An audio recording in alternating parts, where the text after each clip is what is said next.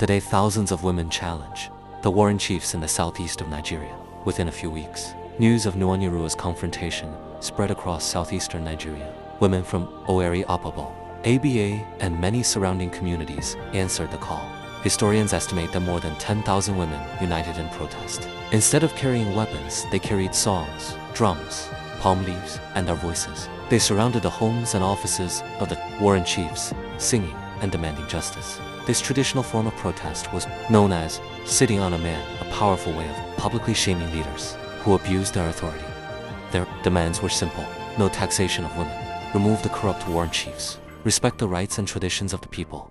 At first, the British believed the protests would fade away. Instead, they grew larger every day. Government offices and native courts were surrounded by determined women refusing to leave until they were heard. The colonial government became alarmed. Officials feared they were losing control of the region. They called in armed police and soldiers to stop the demonstrations. As the protests spread across southeastern Nigeria, the British colonial government decided to stop the demonstrations by force. Armed police and soldiers were sent to towns, including ABA. The women refused to leave.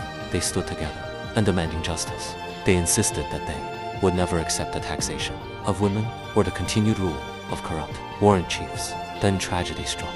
In December 1929, British colonial forces opened fire on the unarmed protesters. Historical records show that more than 50 women were killed. Their only crime was standing together to defend their rights and the future of their communities. And a formal investigation was launched to determine what had happened. The inquiry led to important changes. Many warring chiefs were removed from office, and reforms were introduced to reduce abuses within the colonial administration.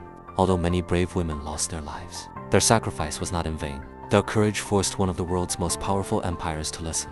Today, the ABA, Women's War of 1929, greatest acts of nonviolent resistance in African history. They can change the course of history. They carried courage,